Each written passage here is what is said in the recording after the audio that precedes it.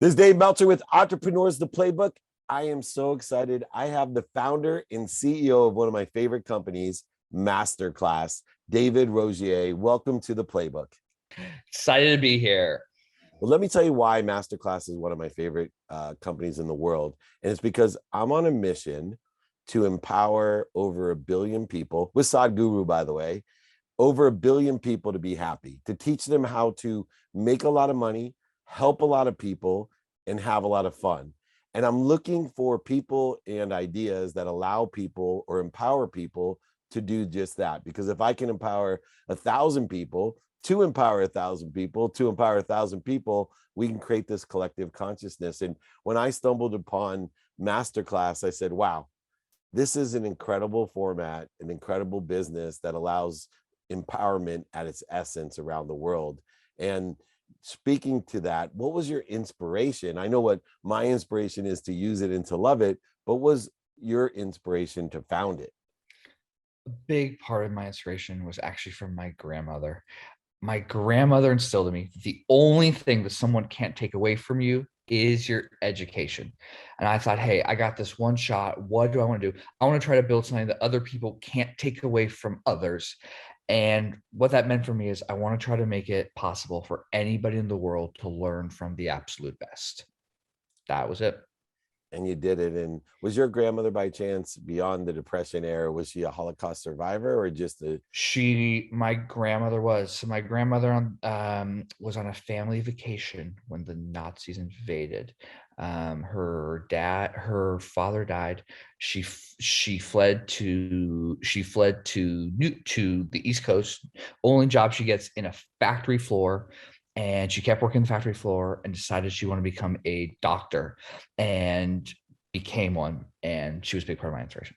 I love that. My mom always told me, if you're not going to invest in yourself, what are you ever going to invest in? But she also learned the fetus wasn't fully developed till after graduate school. So it was nice to see your grandmother fulfilled all the Jewish destiny that my grandma and mom portrayed onto me. Now, there's a lot of new entrepreneurs that are in my community, and we see successful businesses at the end, and we get this false perception of overnight successes. And I love to delve into what you knew then compared to what you know now, but what you wish you would have known when you started the business. Oh yeah. I mean, there's so much I did not know. I think the two biggest things were I didn't know this was going to be the hardest thing I've ever done in my life. I've lost friends. I put on weight. I've learned about a level of stress that I didn't know existed. But it was also, if you can get through that, it's the best thing I've ever done. To be able to work with people that you want to work with, to be able to have impact in the world at a scale that you've never had before, to work on something that you care about. I mean, that is addicting and gives purpose. And so I wish I knew that this was gonna be the hardest thing I've ever done, but also if I could push through it, it's gonna be the best thing I've ever done, because at those really dark times, you do not know that. So, It's yeah. so true. I always say, gosh, looking back at my own career and the blessings that I've had, I always wondered if I knew what it was going to take to get to where I'm at today. I wonder if I have the desire and heart and soul to do it. And I do question that. Now, it's interesting because, I started in the internet in 92, and a time where my mom actually told me the internet was a fad, and that I graduated law school. And if I wasn't a real lawyer, I was going to lose everything in this internet thing. Justice Scalia actually told me about our legal research online, that people can't do research online, that you needed books. That's how long ago I was working with the internet. Now, there's so many streaming and learning platforms since we created Westlaw in LexisNexis years ago. But you have set yourself apart. And I always say there's a certain frequency or vibration that is the reason why certain things succeed on the same opportunity. And I see MasterClass as the best of breed, a higher frequency. Why do you think it has set itself apart with the other learning platforms that are so available? The first one is when we say it's from the best in the world, we actually mean it's from the best in the world. our instructors have we have a beetle, we have we have multiple Nobel Prize winners, right? I mean, we have Academy Award winners, right? I mean, these are actually the best in the world. That's number one, and that's the huge number one. The second one is, our classes actually inspire change. And when I say change, it can be change in your own life. We have a negotiation class taught by Chris Voss, the former lead FBI hostage negotiator. That class, how do you inspire change? First, you got to get into something that you actually want to learn.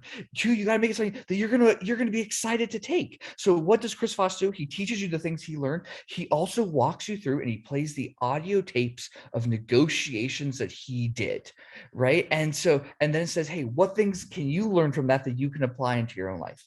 And then the other type of change is change that fundamentally impacts the world. One of the classes I'm most proud of is a class that we launched only a couple months ago, on Black history, on Black love, and on systematic racism.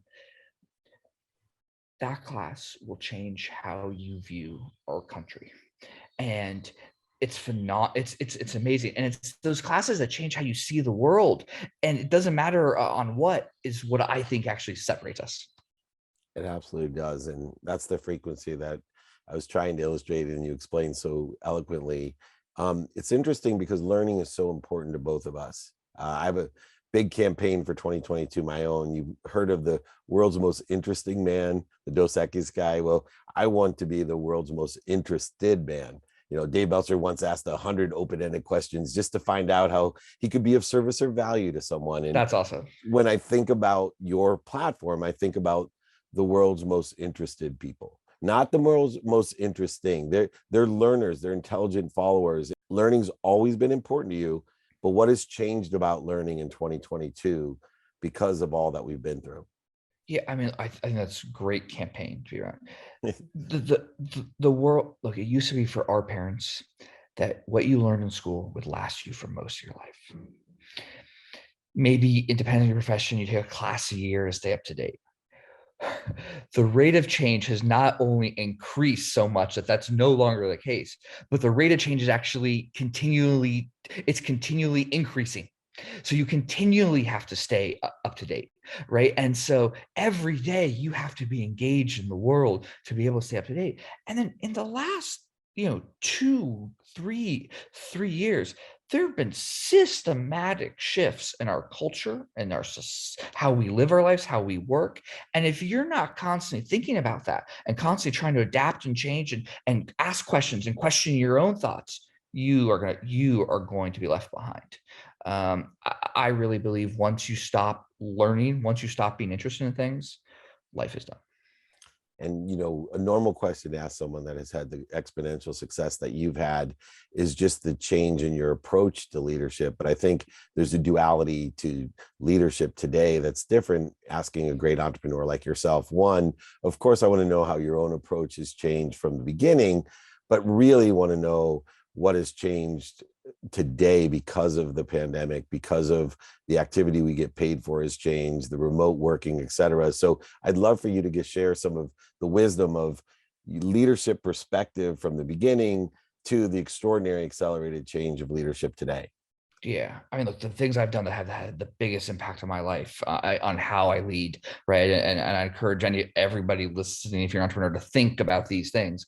Is number one, how do you surround yourself with people that, imagine you are playing chess, for all those chess players out there, and you're thinking about the moves that you can make. But imagine most of the board is like dark. You actually can't see all the moves or all the pieces on the board. How do you surround yourself by people that are going to show you the rest of the board? So the best thing I did, and I messed this up in the beginning, I got this wrong, but pick 2 or 3 folks that are a couple stages ahead of you at every stage. So at every stage, when you grow, you got to change the folks around you so you can talk to people who are going to show you more of the board. And you want people, you want to go to them not for advice. You don't be like, hey, I'm stuck in this situation. I'm not sure what to do. What should I do? No. It's you want to know what they would do. So, and you don't have to listen to them, but you can see more of the board. So I like finding people that have extreme points of view, that aren't afraid to share how they feel about something. And you might not agree, but you want those extreme points of view. So number one, I always try to do that because I'm trying to see more of the board. Two is you got to recognize, and it took me a while, the job of the entrepreneur and the CEO constantly changes, and nobody tells you that. Nobody tells you when it's changing, how it's changing, but it's constantly changing. If you think your job is the same right now as it was 3 months ago, you aren't seeing the whole board. And then the third one is being an entrepreneur is really hard. Get a good therapist. I love it. That's so good. I want to compliment your PR staff because a lot of times I'm fed, different types of questions or areas to cover. And, looking at it, I love to be authentic in the nature of the interview. But I found a question from your PR people that I hadn't seen, and I'm going to utilize it a lot. So I want to give them credit. I appreciate that you're giving them a bunch of love. They are an amazing team, and they are never afraid to tell me when I'm not seeing parts of the board. Yeah, you're made by the people who say no to you. So make sure you keep that staff. But I didn't think of this question, which is so cool because I get so many people with the pandemic and the changes and when you've suffered through, either suffered through discipline or regret, and you've made it out to the other side of success. What has stayed the same? What has stayed the same for you? What a great question. I want to thank your team. It's a really good question. Now you're like, God damn it, that's a really tough question. That's a really tough question, but it's all the other ones are easy. That's really good. I think, I almost want to ask them, but I think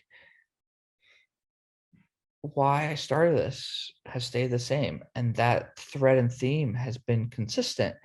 That really helps because then it's about, okay, how do you apply that vision in all different ways in a changing world, and but that core mission has stayed the same.